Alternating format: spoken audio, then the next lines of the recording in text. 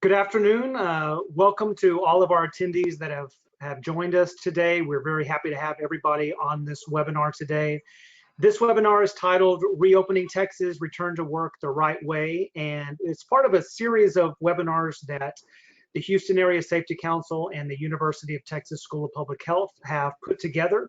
I think this is our second one so far in this series, and today we're going to be talking about the restaurant industry and how that has become affected because of the COVID-19 virus and what measures the restaurants are putting into place to make sure not only that their own employees are healthy and safe, but also all of us good customers that want to go into these establishments can go into the establishments and know that we are protected, we are staying safe and healthy. So very excited to offer this webinar today. I'm excited to learn more about the restaurant industry and hear from our panel of experts here. So throughout our webinar, all of the attendees, you guys are all on kind of silent mode, right? So we cannot hear you if you say something. So what we want you to do is type in to your question box as many questions as you would like answered today by our group of expert panelists today. So feel free, starting now to the end of the session, type in as many questions as you would like to have answered. If you've got a comment that you want to offer, please put in that comment. And what I will do throughout the webinar is go through these questions in real time and try to answer as many of them as we can. I know a question always pops up in that, are the attendees going to have access to these slides and these questions? Absolutely. We're going to make sure that everybody gets a copy of this. We are going to post a full recorded version of this webinar online and email it out to all of the attendees. So you will have the full recorded webinar today. You will also have the slide deck, and feel free to ask any follow-up questions after the webinar is finished. But please, we do not want this to be a lecture. We're just going to highlight a few slides in the beginning and then open it up for as many questions as you can throw at us. So feel free to start typing those questions now. So the two entities that are putting this on today are the Houston Area Safety Council and the University of Texas School of Public Health. And you know, both missions, as you can see from our slide here, are to build safe workplaces, change the culture of health, you know, doing what we can to make sure that everybody in the community is safe. So it was the natural collaboration with these two entities to come together and offer as much guidance and recommendations and expertise as we possibly can. And we have a tremendous panel today to hopefully help provide some of that to you. This is the Houston Area Safety Council's platinum partners and sponsors. We certainly cannot do these webinars and some of these endeavors that we provide without our sponsors. So we thank all of our sponsors that have helped provide some resources so we can continue to build those safe workplaces and change that culture of health. So today, a quick agenda. You know, the governor of Texas, Governor Abbott, has rolled out an executive order, several executive orders on how to reopen Texas safely. So we're going to highlight a few of those. Going to give you a current snapshot of how Texas is looking as a whole, how Harris County is looking as a whole, go through some of the correct terminology of what you may hear on the news but don't really understand, give you some methods and guidance of how to reduce the risk in your workplace, and specifically today in the restaurant industry, give you some resources that you can reference on your own should you have some follow-up questions, but more importantly, provide that Q&A opportunity for you to write in and ask some questions. And we already have some questions coming in, so that's great. Here's our list of panelists today. You can see that we have a lot of doctors on this panelist, a lot of MDs, several PhDs, and several experts from two experts from the retail sector. So you've got a great list of experts on this panel today. If we don't know the answer, I assure you we can guide you in the right direction of where you can get that question answered. So welcome to all of our panelists, and we'll introduce them as we go along. George, Dr. Delclos, you want to kick us off? Sure, but before I start, I did want to introduce our guest from the restaurant industry, not retail, Tommy. That was last week. Kelsey Erickson Stroyford joined the Texas Restaurant Association as Vice President of Government Relations and Advocacy a little over a month ago, right in the middle of the pandemic. But she jumped right in by leading the development of what's called the Texas Restaurant Promise, which you'll be hearing more about today, along with the Texas Restaurant Survival Plan and various pieces of the Texas Restaurant Association's internal and external communications. Before joining TRA, she was general counsel for Texas Senator Kirk Watson out of Austin. She was a WT Longhorn, go Longhorns, earning both her law degree and passing the Texas bar in 2016. Our other industry panelist is Chirag Bhatt, who's been involved in food safety for over 40 years. After working with local regulatory agencies, specifically the city of Houston, for more than 26 years, Chirag worked with a custom software company as Vice President Food Safety and Client Consulting for a few years before joining a large restaurant company called Bloomin' Brands as their Global Regulatory Compliance Manager. He also worked with a major distribution company, Cisco, as Regulatory and Technical Services Director. And most recently, he worked with a retail company, Buc-ee's, which I think we all know from when we used to travel on the road anyway, as a Director of Food Safety and QA for 2 years, and now owns his own food safety consulting company. He has a BS in Biology and Chemistry and has served as Chair for the National Restaurant Association's Quality Assurance Executive Study Group for 3 years. He currently serves as an Education Advisory Board with the Food Safety Summit and is an Advisory Council member with Sani Professional. So welcome to both Chirag and Kelsey. I'm sure many of the questions will be addressed to you. And looking forward to our, as Tommy called it, it really is a conversation, and I hope everybody enjoys it. So before we get into the Q&A, I did want to talk a little bit, Tommy, if you can move to the next slide, about some numbers. You know, when Governor Abbott published signed his executive orders, one of the important tenets of those orders is that the changes of the phased approach to reopening would be guided by data, by what the pandemic was doing in Texas, and that implicitly acknowledges that that may allow us to move the phases forward steadily, or sometimes we might have to hit the pause button, or hopefully not, but maybe something happens that might require maybe taking a step back and rethinking. The main data points that the governor is using is what's called the positive test rate and also hospitalizations. And then there are some other indicators that are also useful to know. So what we see on this slide here is what's called the 7-day rolling average of daily new cases. This is the number of cases throughout the state of Texas. And you'll see that it's got some humps in it. So early on, the very first hump around near the middle of April, that was when the first peak was hit, and at about the end of March is when many of the stay-at-home orders had started. So if you look 2 weeks beyond that peak, you'll see that it was starting to decline again. And then towards the end of April, beginning of May, which coincided, well, actually it preceded really rolling out some of the governor's reopening phases, it starts to go back up again. And then in this most recent, and we hit a peak actually last week of around 12, well, nearly 1,300 new cases a day, and then it's dropped off since then. I expect this pattern to continue. If you think about it, the Memorial Day weekend, we have to wait about 2 weeks before we see the impact of that, and we'll see how that affected these numbers. But this is for Texas. But Texas just gives us a global picture of the state. The state is very heterogeneous. Next slide. Tommy, can you hit the next slide? Can anybody hit the next slide? Let's see. Jordan.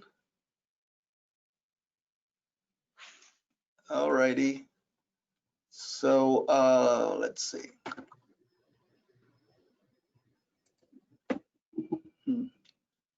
Tommy, are you there, or did you get disconnected? Okay, there we go. So I said that number that I just showed you is for Texas as a whole, but Texas is very heterogeneous, as can be seen on this map from the Johns Hopkins University website, which I think many of us have become familiar with.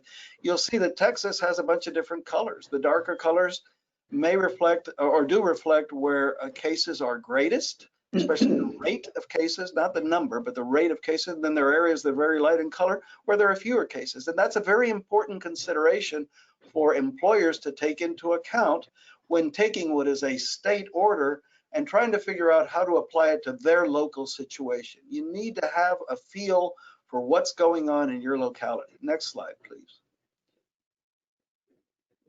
Okay, so as an example, and I'm based in Houston, but I mean, I could be showing slides from any other city in Texas. This is what the 7-day rolling average of cases for Houston was. And you see that it follows a somewhat similar pattern to Texas overall, but with a less attenuated increase in the latter part in May. Remember, in Texas, mid-May was higher than the first hump, and in Texas it's the other way around. In fact, I mean in Houston it's the other way around.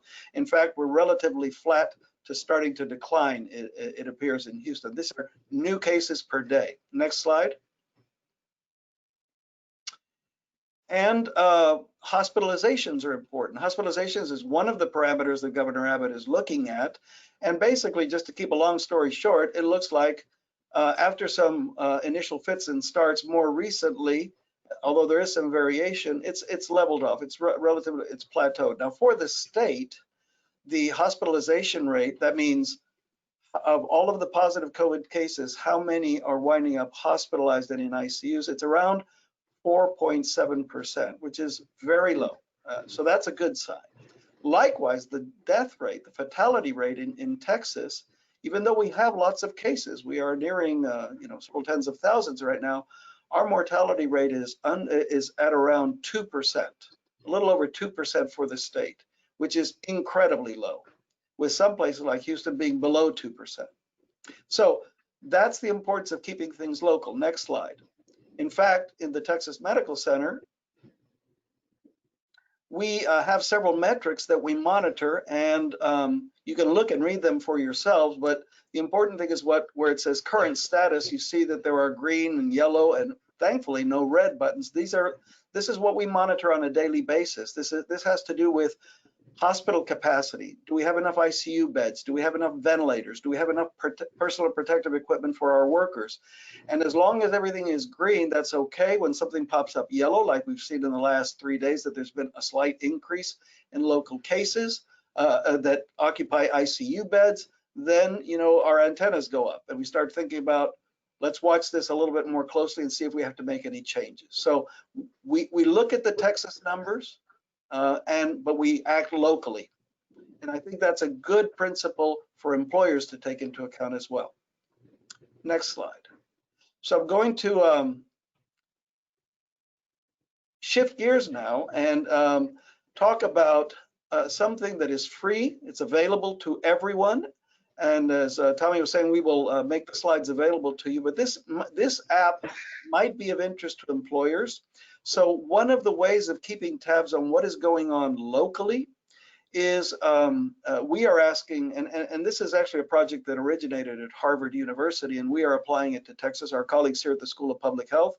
It's a simple ad that just asks anybody, any citizen, to track their symptoms on a daily basis. It's what's called syndromic surveillance. You follow symptoms instead of test results, which are also important. And here's where you can download it. It takes very little time to complete. You are asked to provide consent for it. It is totally confidential. And the results come back to our School of Public Health, where any possible identifiers are stripped, and we analyze the data for the state of Texas. Now, how can that help employers? Next slide. It actually can help a lot of folks, even families. If they use their app daily, that's reassurance as long as they don't have symptoms that they are well. We know that in localities by zip code or counties or cities, if we start to see a clustering of people reporting symptoms, that should raise some flags for action. And that's exactly how it might be of benefit to employers. We will analyze the data for you for free, and we can, there will come a point where we can actually provide it to you by zip code or by county where you are. And an employer might have the question, well, what's going on in my locale? Is it turning into a hotspot? And if so, should I make some changes? So we're doing this to supply you with yet one more useful source of information, and we'd encourage everybody to use it. And all the information about how to download it and who to contact for more information will be provided on the slides. Thank you very much. Thank you, George. I apologize for the slide situation. I think my system just kind of froze on me there for a while. So let's go on to the next slide here. Dr. Rios, welcome. Hi, thank you. I'm delighted to be here. My name is Janelle Rios, and I'm a faculty associate at the UT Health School of Public Health. And I'm going to briefly share with you a well-known, often used public health tool that serves as the foundation for controlling hazards in the workplace. And I've been given 2 minutes to do this. This is a semester-long class I'm going to give you in 2 minutes. And it's called the hierarchy of controls. And hierarchy refers to the level of effectiveness of that particular control. So the triangle, the upside down triangle that you see on the right, that is the hierarchy of controls. And at the very top, you see elimination. That is the most effective control. If you can eliminate the hazard, that is the most effective. And down at the bottom, at the point, you see PPE, or personal protective equipment, and that's the least effective. Let me repeat that. That's the least effective control measure for controlling hazards in the workplace. And here on the left side of the slide, I've put in a few notes for each of these different levels of control. Elimination, I want to highlight that self-screening starts at home and eliminate the hazard from coming into the workplace altogether. So I encourage you to train your employees to monitor their own symptoms, and if they are feeling ill, if they have a fever, if they're coughing, if they're short of breath, and some of the other symptoms that you'll hear about, they shouldn't come into work. Instead, they need to call you and let you know that they're feeling these symptoms. Encourage your employees as well as your patrons to wear facial coverings. And I have a cloth covering here that I use. This is a size small. It's a little bit too small for me, but it's very helpful in trapping the organisms inside of the mask rather than spreading them out into the environment. I'd also like to highlight the use of cleaners and disinfectants in the elimination section. When you use cleaners and disinfectants, use EPA registered chemicals and use them in accordance with the manufacturer's instructions, because that's critically important. In the engineering control section, I'd like to highlight the use of markings and signage to keep patrons and employees separated by about 6 feet, if not more.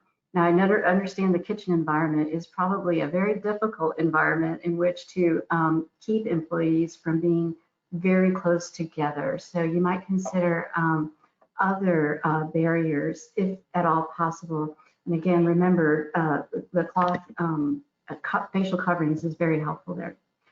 Under administrative controls, I'd like to highlight relaxing sick leave policies, so that so employees don't feel obligated to come into work if they're feeling ill. You don't want ill employees coming into the workplace and spreading disease. At this time, that's critically important.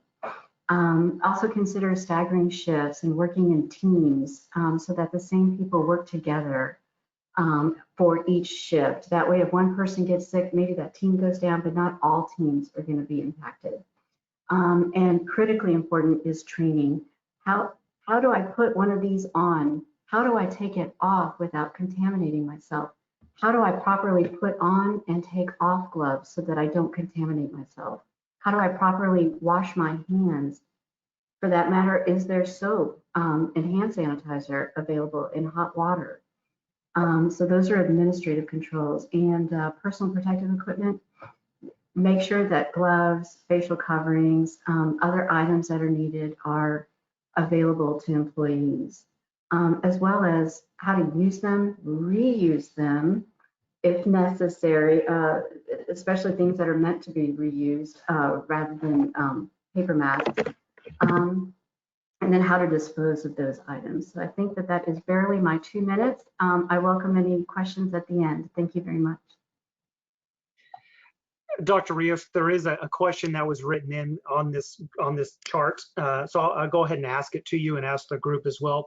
And the question was, can you give an example of substituting the hazard? And maybe not so much in COVID-19, but maybe in general, what's a substitution for the hazard? Sure. Thank you for that question. In this particular case, we can't substitute because it would be substituting the virus. So when you look at the hierarchy of controls, it's looking at what that hazard actually is. In this case, that hazard is the SARS-CoV-2 virus. So we don't substitute another virus for it. But in other settings, for example, substituting the hazard could be substituting a very harsh chemical, maybe something that is very acidic or very basic, with one that is less harsh on the environment or on human health, particularly in places that are manufacturing kind of settings, and that would include food manufacturing as well. Is there another good example, Bob, can you think of for substitution? I didn't want to use a biological agent because that'd be very confusing. I think you hit the nail on the head. I think this hierarchy is reasonable, but with regard to a pandemic, perhaps some of the elements are not correctly applicable. But no, I think you're right on point. Okay. One of our colleagues typed in, Dr. Liu, and suggested, would a vaccine be a substitution for this virus? It really, that is an elimination control rather than a substitution. And I don't want folks to get hung up exactly in these categories, but as restaurant owners, restaurant employees are looking at the different hazards that are in their restaurants, go from the top to the bottom on this hierarchy. Right. So don't worry so much about finding a substitution. Look at it from elimination and then engineering and then administration as best you can, because that's really the order of effectiveness of the control. But yeah, the vaccine would be elimination, because then it would be eliminated from entering the workplace altogether. All right, perfect. Thank you. Thank you. All right, who's up next? It is me. I'm Christy Mena. I'm the Dean of the El Paso campus of UT Health School of Public Health. To mention a couple of factors that actually just springboard off of what Dr. Rios just described. As we think about restaurants and other businesses reopening, it's important to remember that a multifaceted approach to best protection practices should be undertaken. So keep in mind that, we do know that the virus is more likely spread from person to person, but we also know that the environment may play a role, as studies of other respiratory viruses of similar structure have shown. It's also important to understand in that approach why certain practices, such as face coverings, for example, are used so they can be properly employed in the workplace setting, such as restaurants, as well as what Dr. Rios mentioned, the proper use of disinfectants of surrounding surfaces, such as contact time and frequency. And another example would be room ventilation practices. And then finally, as restaurant safeguards are developed and implemented, it's really important to keep in mind the role and possible impact of the customer, the restaurant guest, who either may not be aware of those safeguards or may not choose to follow them. And that could cause a disruption in an otherwise thoroughly designed plan.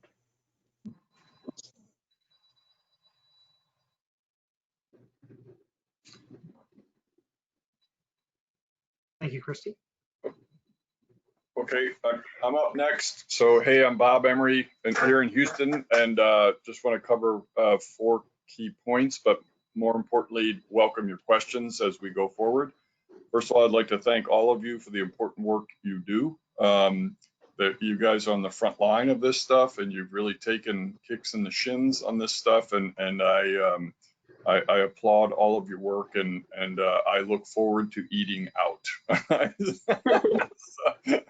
So my 4 points. Number one is, unfortunately, in all of the media conversations about this virus, the term novel has been dropped from its communication. And I would argue that's really important, because the term novel means new. And so we need to all understand and set the expectation that there are some things we know about the virus, but there's other things that are not known. So I think we need to set the expectation for all parties involved that things may change as we move down the road here, right? So there are things we know, and there are controls we can put in place that are effective. It's similar to what Dr. Rios was describing. Those things are tried and true. We know that, but expect that there could be some twists and turns as we move forward. One of the things I would suggest that all of you track is what's called in epidemiology the R0 value, and that is the within public health world, that's something that tracks, if you have a confirmed case, how many additional cases would you expect to get? And the current estimate for this virus is 2.2. To put that in perspective, and I'll defer to Dr. Douglas on this, but I think seasonal influenza is down around 1 or 1.5. Is that correct? Yeah. And then, but you take something like measles, the R0 value is up to like 15, right? So you're going to hear a lot in the news about contact investigators, and it's really focusing on this issue. So I would encourage you to track what R0 is. Number two, we got a lot of questions about screening, but I would encourage you to think about the notion that screening begins at home. And what I mean by that is the employers talking to the employees and screening out some of these issues prior to arrival to the workplace. And I suspect there's going to be a lot of questions about taking temperatures and that sort of thing, but that screening piece, that educational piece that Dr. Rios referred to, needs to occur on that front end. And then number three, the masking issue. People, I think, are very confused about what the masking does. And so just so we're clear, the face coverings, whether it's a scarf or whether it's a surgical mask, those are intended to keep you from inadvertently infecting someone else. And that's important because one can have this disease and not exhibit symptoms. So that's why there's been a lot of emphasis on the notion of barriers to transmission. In other words, if people mask while they're in public, then they might not inadvertently affect someone else. On the other side of the coin is protection for the wearer. And this, you've heard this term a lot, personal protective equipment. So things such as N95s, P100s, PAPRs, and I can go into gory detail if people have questions about it. But anyhow, those are designed for the individual to protect themselves. So think of this in two ways. One set of masking, that's why I use that term masking. There's one set of face coverings that are designed to serve as a barrier from you inadvertently transmitting to someone else. And there's a whole other subset of masking that is intended to protect the wearer. And then last but not least, the issue of a thing that we need to track very closely is what I would argue environmental persistence. How long can this virus persist on a surface, a table, dishes, whatever you have? And the notion of ensuring, and this is what I really want to underscore, is that that organizations ensure that the cleaning and disinfection materials that they're using are EP registered disinfectants. And if they're delivered in bulk, make sure that they're being mixed in the right proportions, and that the appropriate contact time is being used. Those are all really critical features with regard to cleaning and disinfecting. So I just rounded it off here to say 72 hours for stainless steel and plastic, but we have accelerated, I'll just tell you here at the university, we've accelerated routine housekeeping, but the notion of spraying down high touch surfaces such as doorknobs or, you know, whatever. But the notion of the contact time is not being adhered to, in my opinion. So I just would encourage you to think about that, and we can try to answer any questions we have. So the next slide is just a series of references. If each of you want to provide a book report on this, by all means, I'll grade you on handwriting and so. Thanks, Bob. We'll make sure everybody has these references. Good Okay. information. Some more resources there, and I think, is this one of Dave's slides? Yeah, this is Dave. I'm on faculty over here at the UTL School of Public Health in San Antonio. And my background is in ergonomics and safety. I kind of approach things from a process flow perspective, logistics. And yeah, we did visit our bunker this past weekend, and I did enter some restaurants down in Corpus Christi. And I was impressed by some of the efforts and initiatives that they did down there in those restaurants. And so I just wanted to bring to your attention some of the resources that are out there for the restaurant industry. From a national perspective, the CDC and OSHA have many resources out there, down to the Texas Department of State Health Services and the Chamber of Commerce. The National Restaurant, as well as our Texas Restaurant Associations, have provided some very good resources. And I would like to draw your attention to the American Industrial Hygiene Association and their website, and they have some very rich, very well prepared documents out there for industry-specific guidelines and resources for reopening of business. And I would just like to draw your attention to those as well. Thank you, Dave. Excellent. Let's see. All right, and that's the end of our slide portion of this. So I do want to go back. There was a question when Dr. Emery was on this slide. Go back. And the question was, what does he mean by contact time? I guess you said that somewhere in here. Yes. What right. do you mean? Right. So if first of all, let's circle back.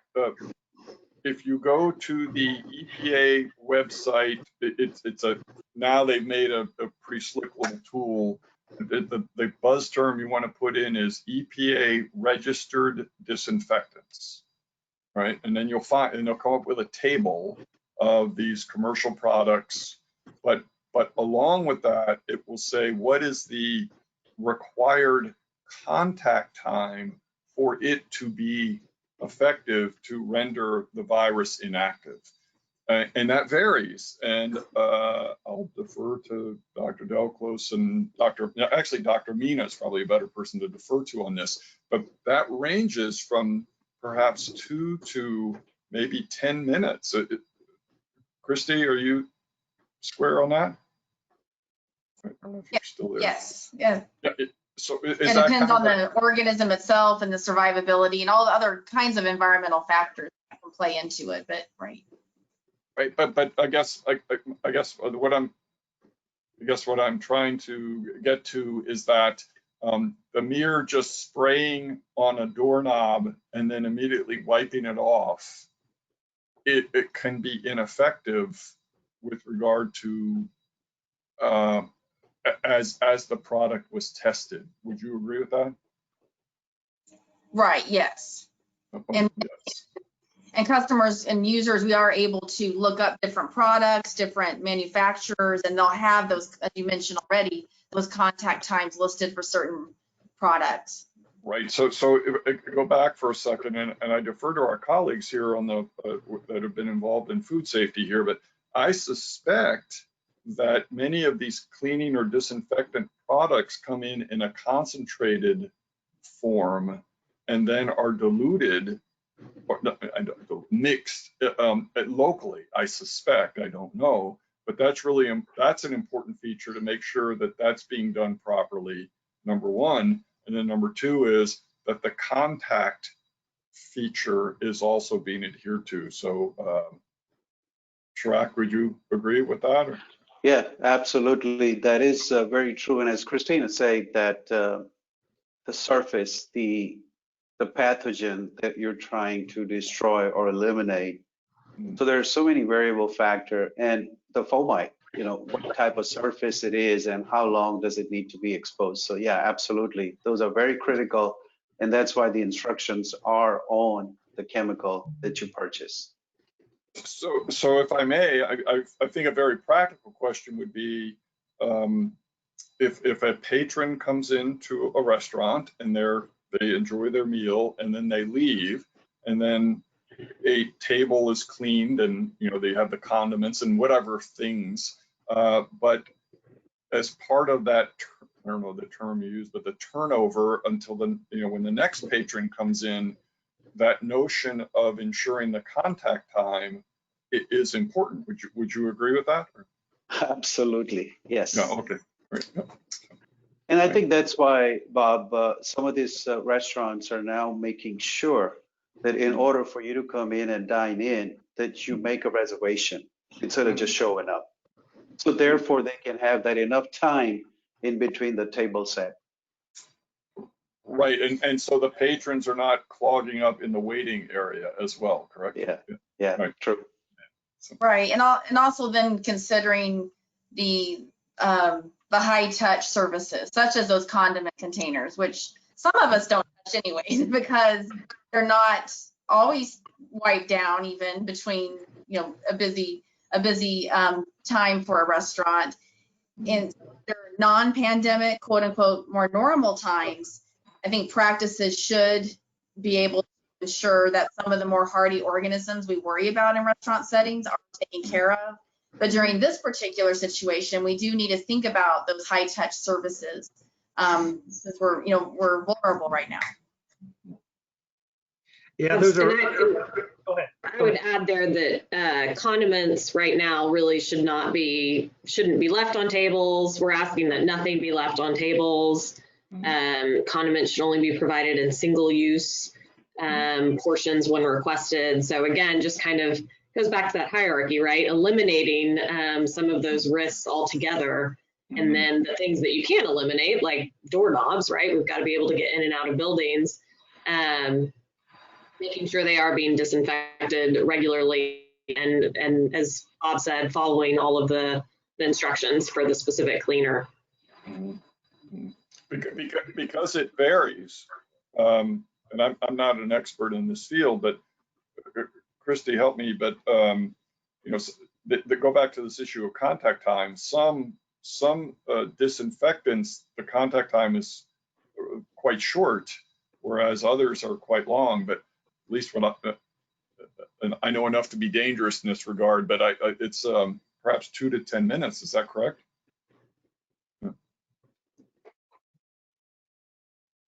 Excellent input from everybody. And I think it's important too as the consumer to be aware of how much is going into these restaurants being able to open and being able to maintain all of these safe practices. It's easy to walk into a restaurant and be seated and then decide, yeah, I really don't like this table. I want to go sit on a round table instead of a square table.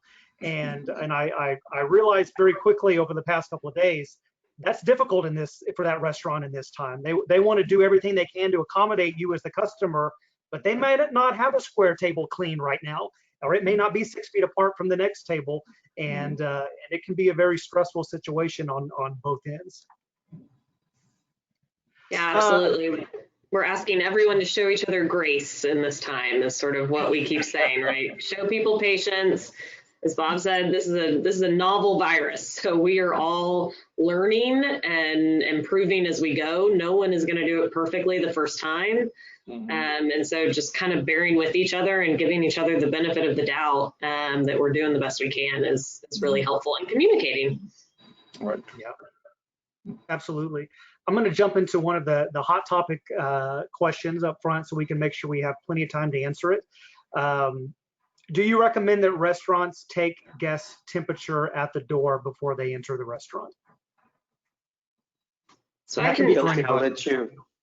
yeah, I'll start Maybe you on can that speak one. on- yeah. We have not made that recommendation. We know that some restaurants are doing that, and we fully support that. But we would also caution any restaurant that's doing that to make sure of a couple things. One, they're doing it safely. Contactless thermometers are best because then you're not, potentially spreading the virus from person to person. Or if you don't have contactless, then making sure that it's being disinfected properly every time.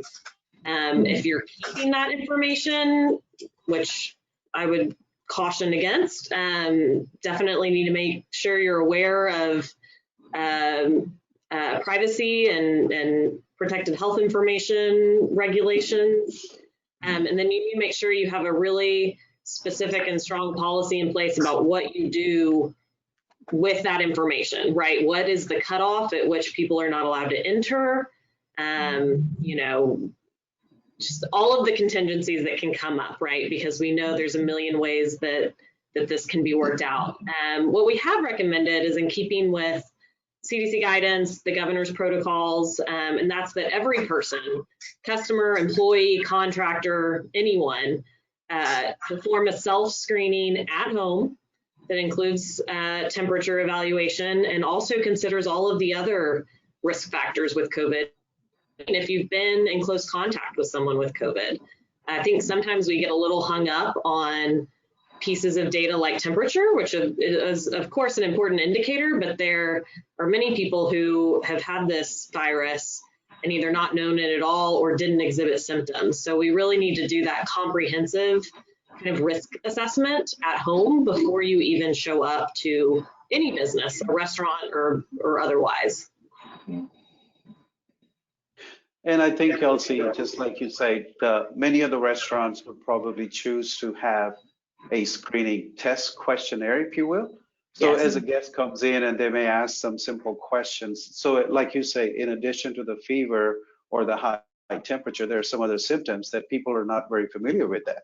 So in addition to that, I think my suggestion to the restaurant operator would be to share your protocols, your policies, your screening test questions, if you will, with your guests.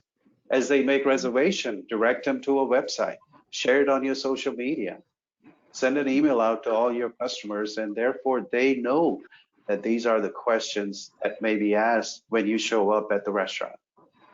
Yeah, I'm so glad Shrug mentioned that. And let me back up a little bit and just mention that the Texas Restaurant Association created the Texas Restaurant Promise before restaurants were even allowed to reopen. And basically with that process, we talked to restaurants of all shapes and sizes. We spoke to FDA and CDC experts from across the nation and really pulled together a list of protocols both for restaurants to follow and for customers to follow. Because again, the sort of clear communication and setting expectations up front is so important. One, so that we're all doing the right thing, but two, so that there's clear communication and you don't have those situations where a customer becomes upset and is mad or frustrated or doesn't understand why they're being asked certain things. So part of the Texas Restaurant Promise is we literally created a one-page flyer that we're asking all restaurants to post on at their entrances. And it does include promises, again, that the restaurant makes and that the customer makes. One of the customer promises is that they will not enter and use contactless options if they have symptoms of COVID, including a fever. So getting that information up front, ideally, as Shrug said, before they even show up to the restaurant, but certainly before they enter, is really important. And to follow up on that, what about the recommendation for masks on guests? My recommendation on the guests coming in wearing a mask would be, as they walk in, you can require them to have a mask on. But once they're sitting down on a table and they start consuming food and or beverages, they'll have to take it off. So it's very prudent for the restaurant operator or the bar operator, whatever the case may be, to have their employees, their team members wear one.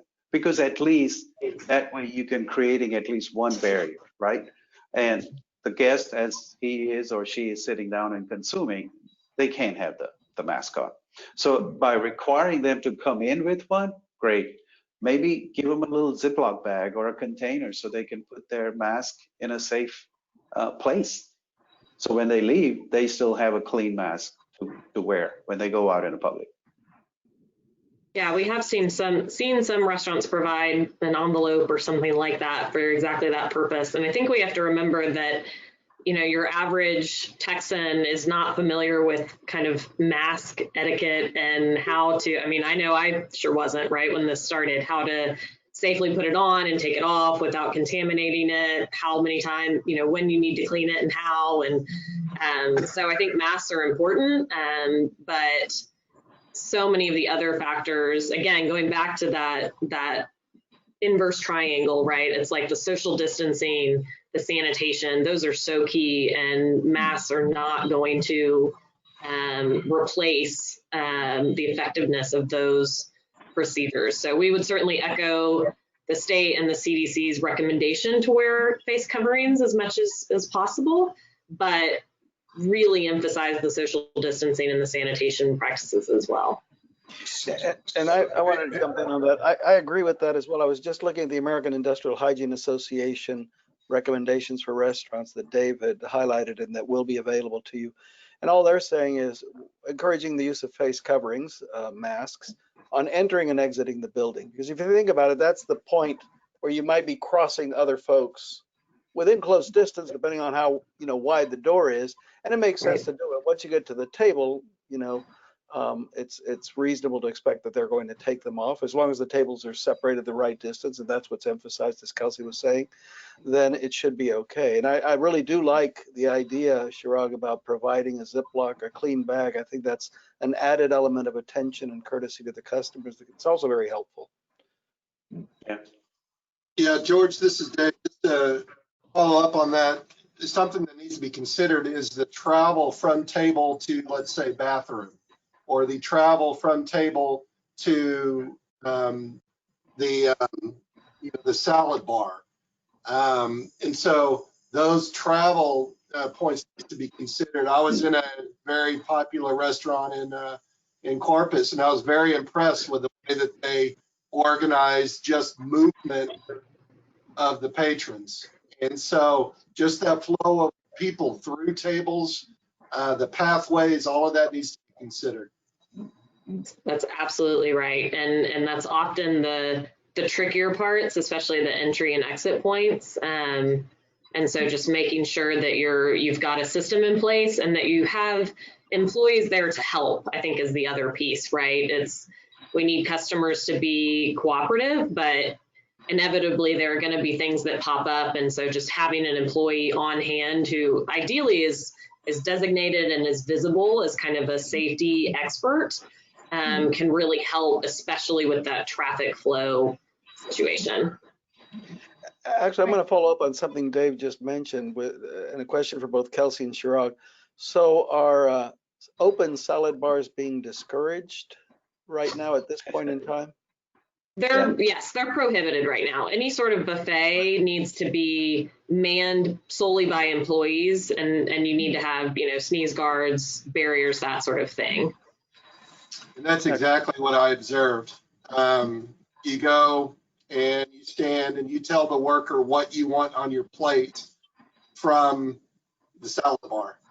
And so so instead of a buffet where you can do your self-service, it almost becomes like a cafeteria style, that you may still go through the line, but have the employee behind in the kitchen area serve that to your plate. kind of made me a little upset. I was not able to load up my plate like I typically do. So, hey, this is Bob.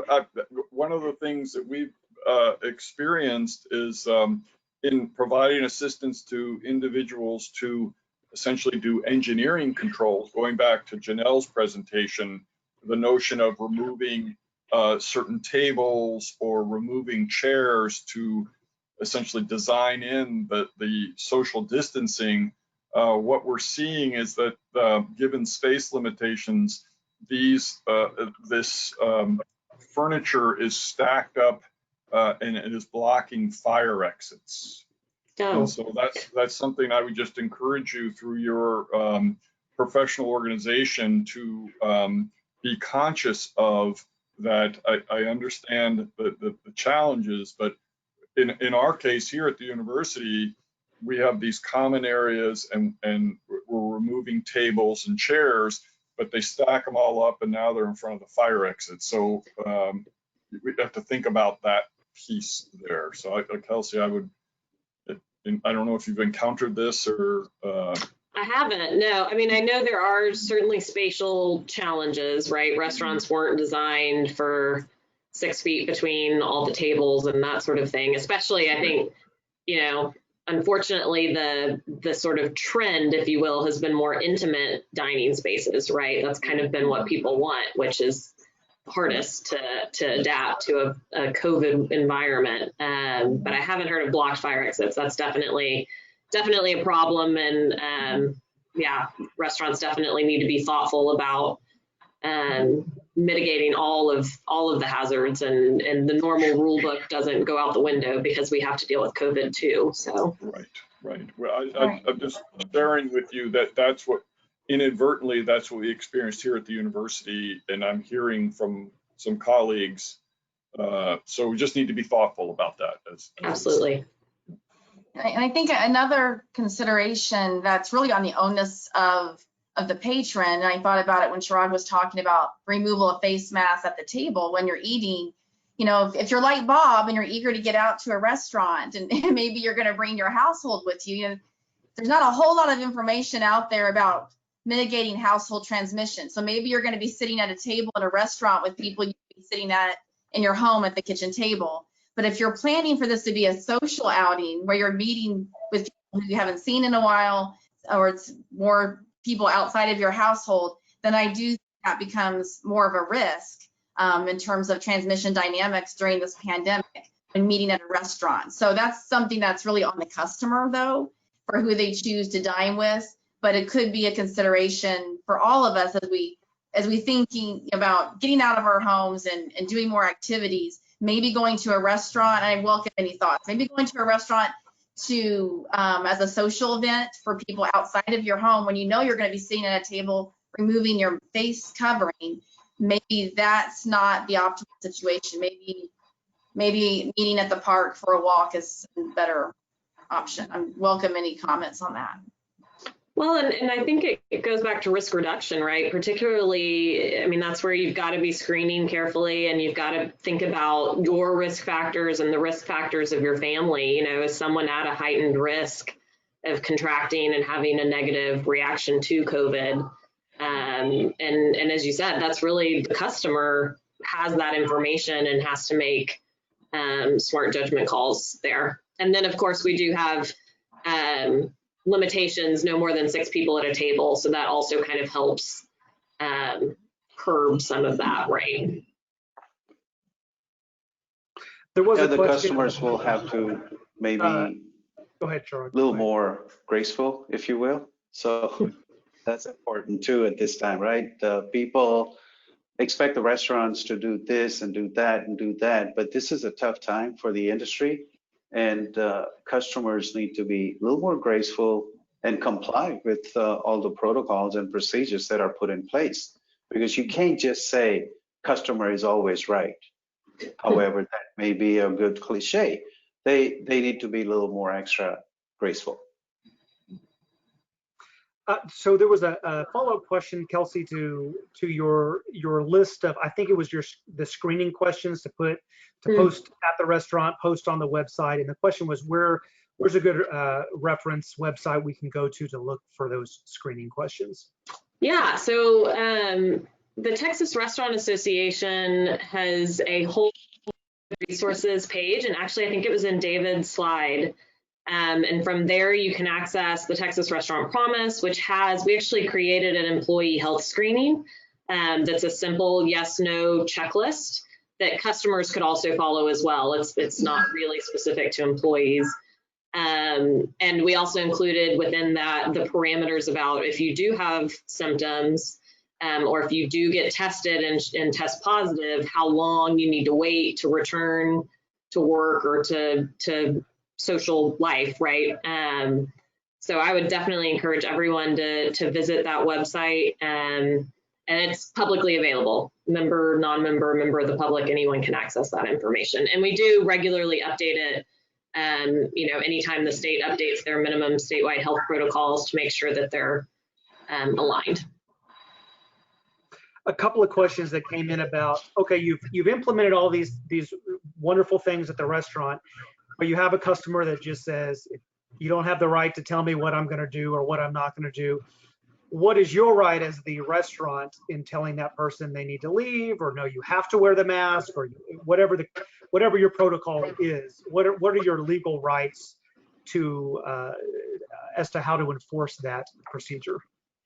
Yeah, we get that question a lot, and it's certainly a concern for restaurants, especially, tragically, we've seen instances across the country where customers do get belligerent and even potentially violent. It's certainly not the norm, but I know it's on people's mind, and for good reason. Restaurants absolutely have every right to refuse service to someone who is not complying with the health and safety mandates. In terms of handling that interaction, I would just say, please make sure your staff are trained in advance on exactly what the protocols are and on how to handle difficult customers. Make sure you're applying your protocols consistently so that there's no allegation of discrimination or any issues like that. And if you truly have someone who becomes belligerent and refuses to leave, at that point you need to call the police. And I know that sounds extreme, but you need to take reasonable steps to protect yourself, to protect your employees, and protect your customers. And Chirag, I'd love to hear if you have other thoughts on that that I've missed. No, I think it's probably no, and I think and you handle it perfectly.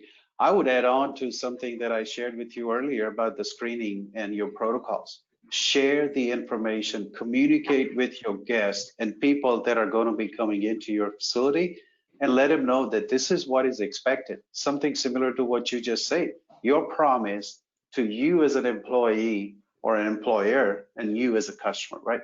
There's got to be a point that people say, okay, this is the protocol, I better follow up. If not, I go to the next door and they're not requiring me to do this. And yeah, kick them out. Call the cops. Every convenience store I've ever been in my life says no shirt, no service. And you still see them inside sometimes. I remember I saw them at Buc-ee's. But philosophically, that's, I think, where we're at there. That's exactly right.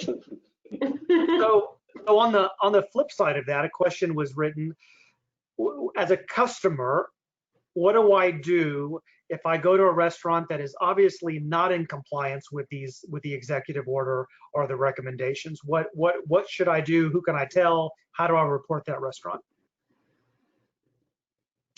So it's generally oh, go ahead, Chirag.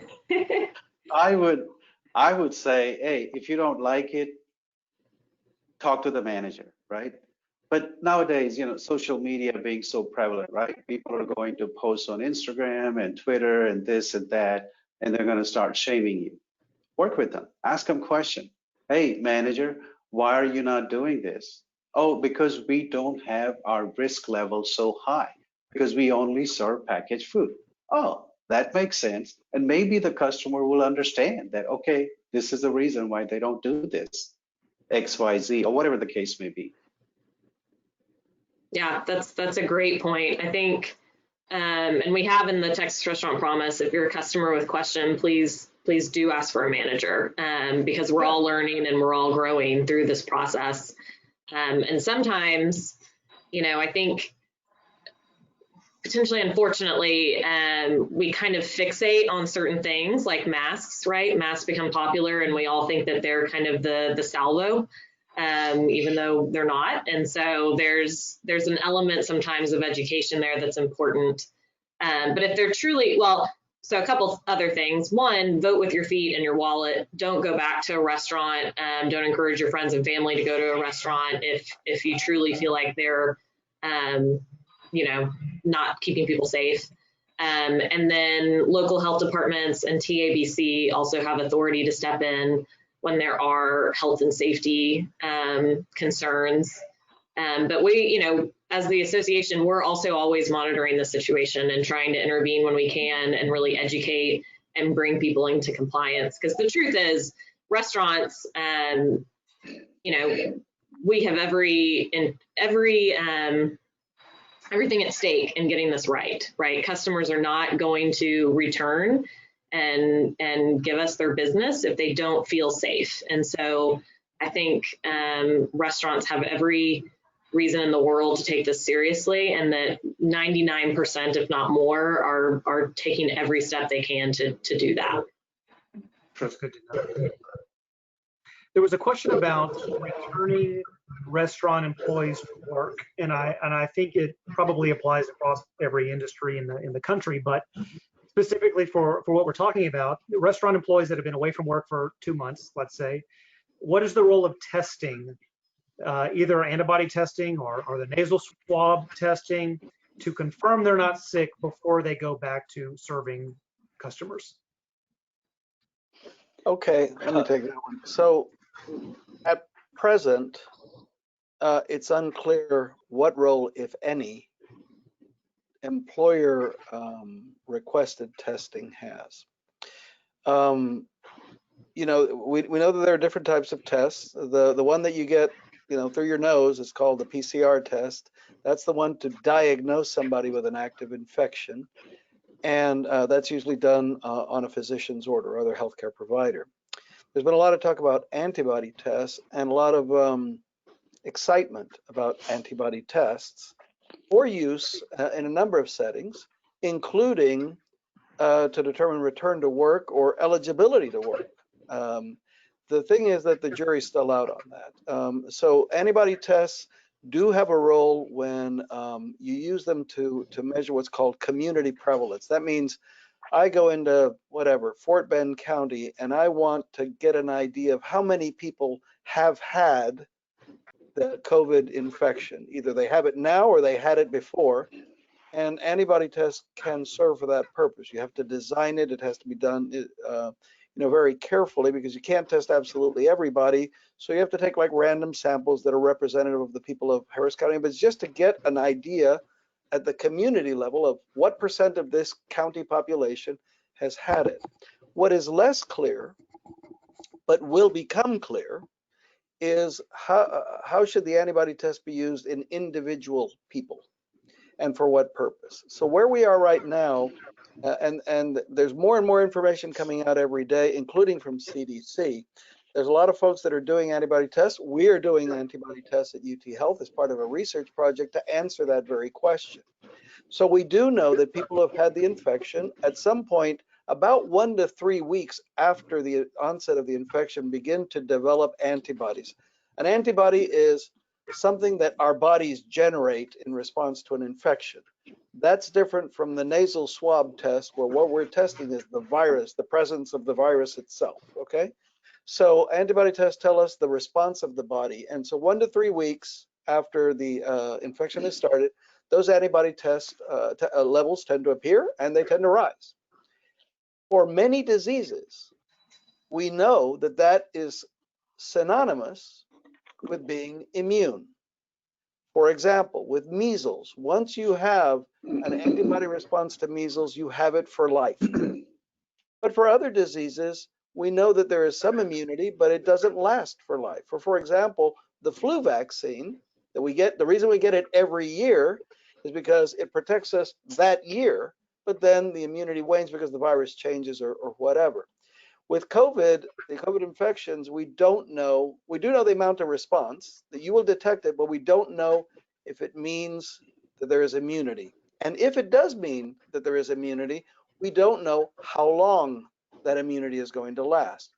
There's more and more information coming out that suggests that yes, in fact, you do have a certain level of immunity after you've had the COVID infection. We don't know how long it lasts. Now, we have to add a third wrench into the mix, and that's that there are many antibody tests out there that are not very good. We've heard about this on TV. The FDA, because they were pressured for time, understandably, issued what was called an emergency use authorization. Normally, FDA has to approve antibody tests, any medical test, and they do it only after very rigorous testing and validation. But when there's a pandemic emergency, there is reason sometimes to loosen those standards and allow people to take things to market, companies, and then provide their own data.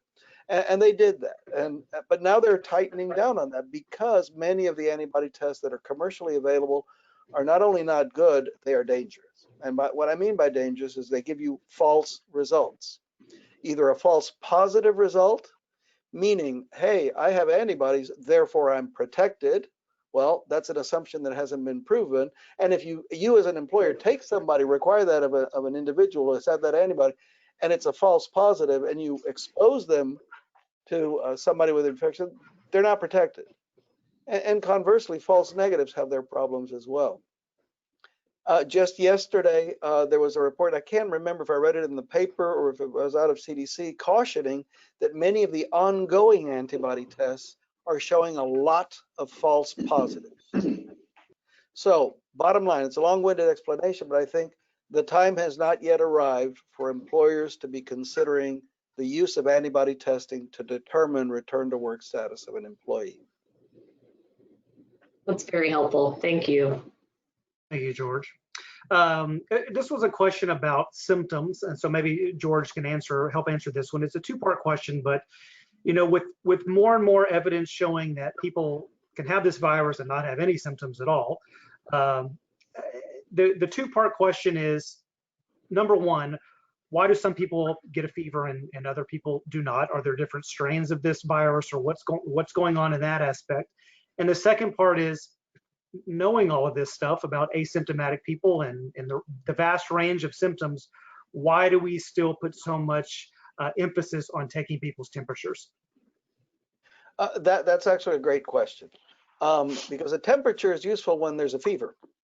It's not useful as useful when there's not a fever. Okay, so you know, it's funny when we've been doing this since I was looking at my emails the other day. I started being involved with some of the task forces in the medical center back on January 15th, which was 6 days before the first case was reported in the US. And it's interesting to look over and see how much we've learned about how this virus and this infection actually presents. Initially, we were very, very strict. We required a fever in order to test somebody. And we required that there be a cough and or shortness of breath. And that was it. And now, as we've learned more and more cases, we added loss of sense of smell. And the list of symptoms that have been associated with known COVID positive cases is very long. I'm tracking for a hospital here in the medical center. We're doing actually a very good job of all of our cases, tracking all of the symptoms to see which one is the most frequent. And it is not fever. It is cough in about 80% of cases. Fever is present in about 20 or something percent of cases. And then it goes down from there all the way down to diarrhea and fatigue and things like that are less specific. Now, why is fever not appearing now? Well, there could be a number of reasons. One of them is that the fever passed before the test was done, or that by the time the test was done, the person was feeling so bad that they already popped a couple of ibuprofens, and that was masking the fever. There could be a lot of reasons. So yeah, fever is important when it's there, but we don't, nowadays our definition has changed completely. George, if I may weigh in on this one, because back to my single slide, this notion of the what we know and not know about this novel virus, But to your point of what we're learning since January, one of the things that we were really focused on early on was travel history. And that changed dramatically when we had shown community-based transmission. And so now we don't even ask about travel history anymore, because I'd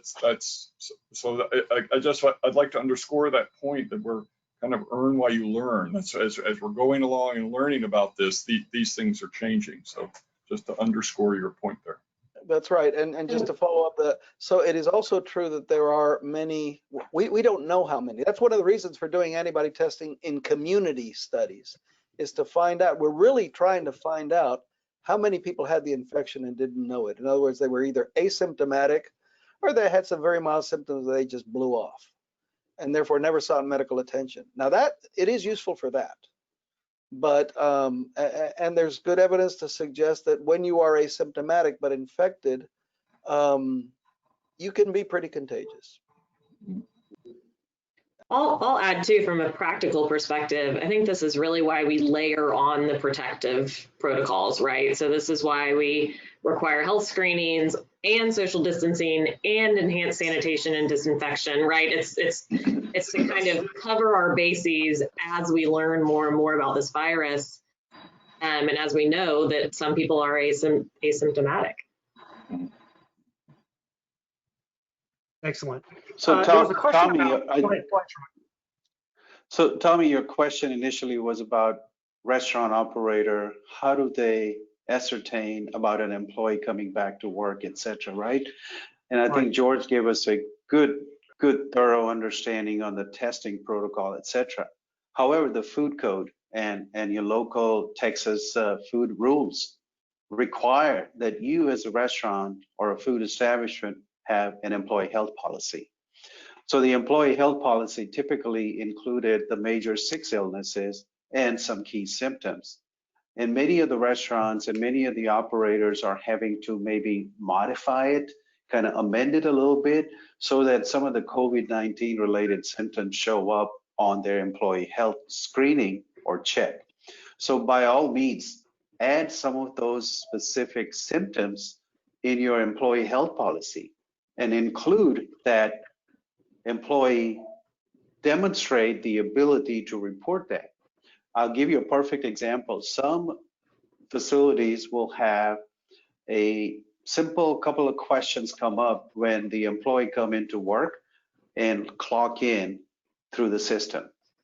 So this new question could easily say, are you experiencing any cough or any fever over 100.4? And if the employee during the clock-in period indicates yes, automatically a red flag goes up and the manager says, Chirag, you just answered yes, you need to go home. You don't need to be working in my restaurant today. Simple. Very simple thing that the employer or the manager can do to make sure that the employees that are coming in to prepare, serve food are symptom-free. That's an excellent point, and I'll follow up with a follow-up question.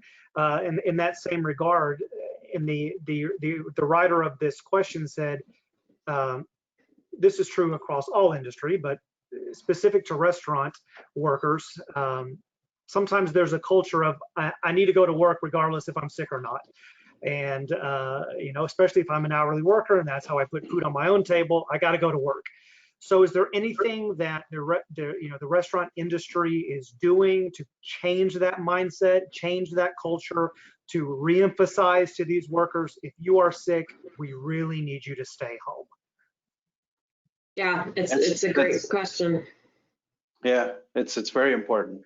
And you know, just on the same story, a few years ago, I was listening to a seminar presentation at a conference, and surprising answer to why do people, employees in a food business, come to work even though he or she is not well?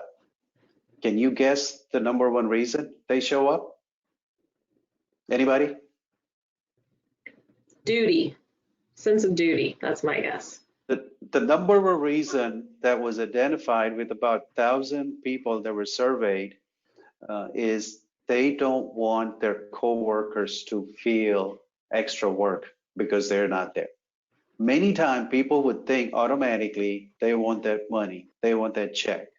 Surprisingly, the number one reason was they don't want to jeopardize their coworkers. So it's a compassionate reason, right? But it is important for the manager and the assistant and the leaders to identify that, hey, no matter what, you can't come to work. And hopefully you modified your sick policies and the employee pay policy to allow that employee to stay home and not jeopardize hundreds of other people.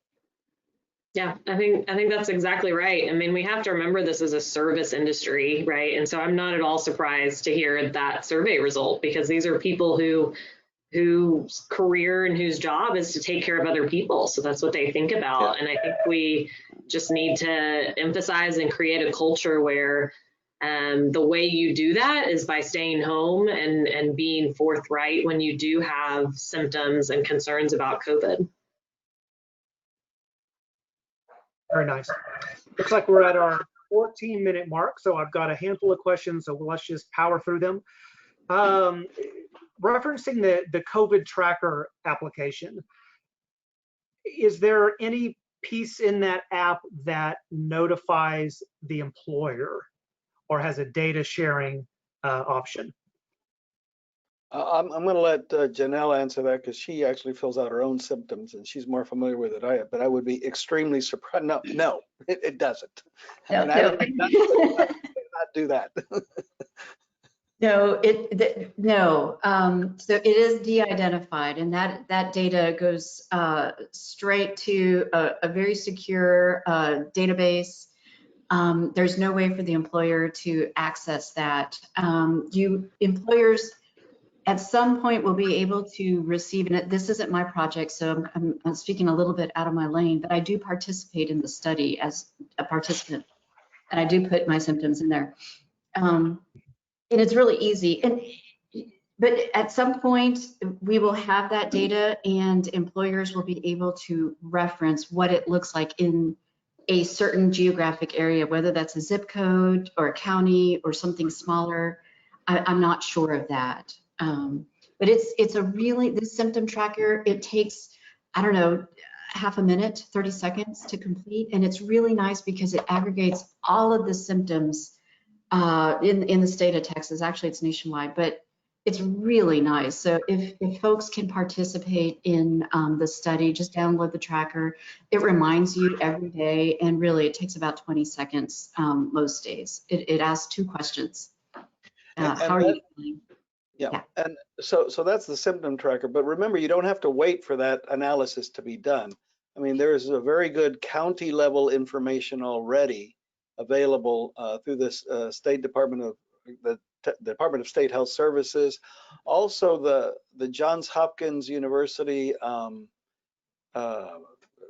map that I think we're all familiar with because it shows up on every news show, and we have the link for you. You can go down to the county level on a day-by-day basis. So it may not be in your zip code, but at least you have information about your county and which way things are headed. So I'd encourage employers to stay on top of your local numbers. It's important.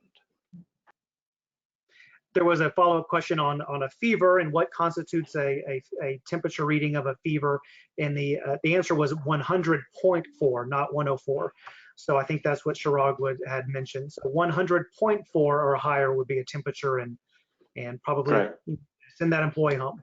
That's correct. Although at some places they're erring on the side of greater caution and using lower cutoffs. So you will see 100.1 or even 100 in some places. And I saw one that was doing it at 99.5, which personally I don't agree with, because you're going to miss. I mean, you're going to over-diagnose fever. But some places are using lower. I know in the medical center we're using 100.1, not 100.4. Yeah, the governor's or DSHS's protocols have 100.0. So that's what we're asking restaurants to follow.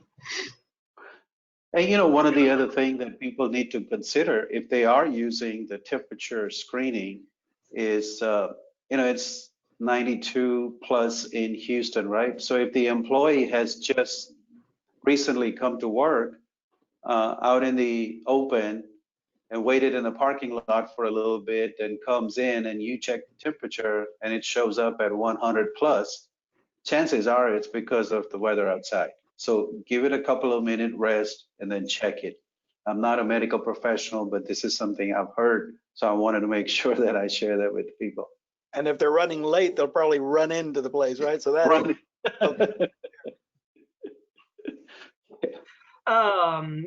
Are indoor air surveys useful in the process of a restaurant reopening, specifically flow and recirculation studies?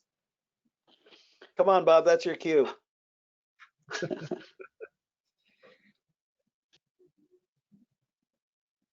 Works better when you unmute. I'm sorry, I was muted. At a minimum, we'd like to make sure that the organizations confirm that they're getting air throughput. In other words, not just recirculating air within the facility, but rather getting fresh air makeup coming in there. And so this is a conversation we've had a lot, and based on some certain work that we've done recently, this is just Bob's opinion, and I welcome my other colleagues, but the notion of assessing if you have perhaps 4 to 6 air changes per hour, but let me make sure we're clear on this. 4 to 6 air changes per hour, that means outside air coming in, not recirculating the air in the room to 6 times. We've done some work focused on our clinics, our outpatient clinics on this exact issue. So I can point to references that will endorse that recommendation with regard to clinics where aerosol producing activities may occur, but I cannot point to a reference that says perhaps you should do that in a restaurant. And the reason I bring this up is that we're in a pandemic mode, and if you think about it philosophically, and I'll defer to George and others on this, that it just seems that it would be prudent to make sure you have the air inflow and then outflow, and we certainly can point to references for 4 to 6 air changes per hour. George, would you agree with that? Yes, and I'm actually looking at the American Industrial Hygiene Association document, and that's the first thing it says is get fresh air to the customers and staff and properly utilize your ventilation system. You can also achieve the same thing by encouraging outdoor dining and open doors and windows if anybody ever does that in July or August in Houston, for example. Maintaining relative humidity at 40 to 60%, making sure that your bathrooms are at negative pressure. That means that air goes from the outside into the restroom, not from the inside of the restroom out to the general area. And consult your HVAC professional. That's why you pay for these contracts. It says consider using HEPA filters. I don't know if everybody's familiar with what a HEPA filter is, but that is a filter that can sometimes fit inside air conditioning systems. We also have HEPA masks, and they filter out 99.97% of small particles, less than, well, very, very, very small particles. The downside to that is it will increase your energy costs for use of the ventilation. And then finally, it does mention fans. So what Bob was talking about, distinguish between recirculating air and ventilating. If I take a room and I close it completely and I turn on a fan there, I'm recirculating air, which is actually counterproductive because whatever is suspended in that air is going to stay suspended until the fan is turned off. It won't settle down to the ground. That's different from exchanging old air and replacing it with fresh air. So when you do have fans, this is good. It recommends that trying to minimize the air from the fans blowing from one person directly at another individual. And then, so those are some additional tips that have to do with the air environment. I'll just jump ahead. We've received a lot of questions with regard to, in addition to filtration that George mentioned, inline UV light treatment for duct.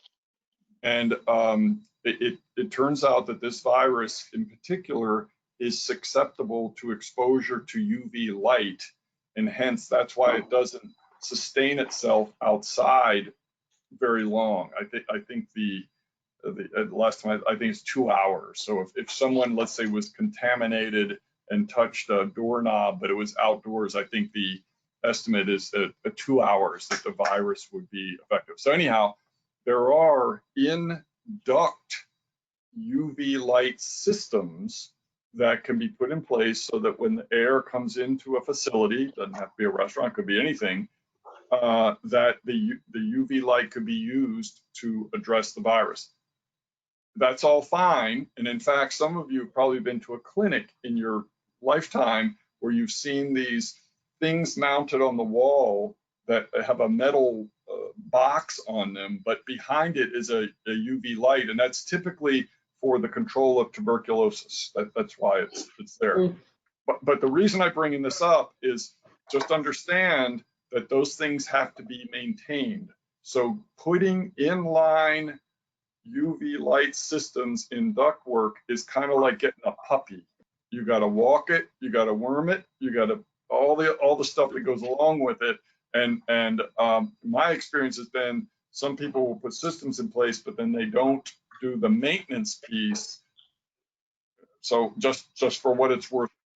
So I'll stop there. Thank you very much, guys. It's a good thing we're reaching the end, because I don't think any of us can compete with comparing the filtration system to a puppy. All right, we've got 3 minutes left on our webinar, and we've got about 6 questions. So we're going to jump through these babies really quickly. Has there been any guidelines issued for border towns with employees or employers that deal with employees that live in Mexico but work in Texas? Any specific guidelines to those regions of restaurants? I have not seen any. I would check maybe the Department of State or maybe some entity like that is specific on international crossings. Okay. Another question, and this may be for one of our PhDs in the room. Is there a role for PCR screening on surfaces or high traffic areas for this virus? Swabbing a countertop and testing it? That's a Christie question. There is a role for it, but I think during a pandemic, the best practice would be to mitigate the risk by removing it from the surface and implementing those best protection practices that we talked about with proper disinfection. And there have been other studies published in the peer-reviewed literature looking at other coronaviruses and other viruses transmitted through the respiratory route that have swabbed surfaces in various locations and use molecular methods like PCR. So that information is available. We know it's theoretically possible that those viruses will be on surfaces. You know, it's probably practically possible they will be. I think what's really important during the pandemic is to get them removed from surfaces to mitigate exposure. All right. Are there any guidelines for restaurants keeping track of customers' names in case there is an exposure at that restaurant and they need to supply that information for contact tracing? This has come up. The city of Austin has recommended that certain small businesses, including restaurants, try to keep a customer log. I would say that's an issue that just really needs to be thought through. I know some restaurants are giving customers the option to leave their name and a phone number or email address behind. I know that some of the ones, just anecdotally, that are doing that are not seeing high rates of participation from customers. I just don't think we've really gone about this in a thoughtful way where customers know exactly what's being asked, why, how it's going to be used, what the privacy protections are in place. Until we can really answer all of those questions, I would recommend caution. Okay, so no specific guidelines. And I'll follow that up too with contact tracing is incredibly important and needs to be done on a consistent professional basis, right? I think we need to distinguish those two concepts because a restaurant keeping a customer log is very different from a trained public health professional performing contact tracing. And that's really where we think the focus needs to be. Okay. Well, we are right at the 1 o'clock mark, so I'm going to be respectful of everybody's time. I think we missed maybe 2 or 3 questions, so we'll make sure we get those answered in writing to everybody that attended today. Thank you very much to our 2 guest panelists, Chirag and Kelsey. We appreciate your expertise. Thank you to our regulars on these this series of webinars. So we hope to see everybody back next time. George, what's our next webinar we have coming up? Next week is construction and manufacturing. Construction and manufacturing, and I know we have 2 very good experts on that panel as well. So we hope to see you all back then. Thank you. Thank you very much. Thank Take you. care. Thank you. Bye-bye. Uh,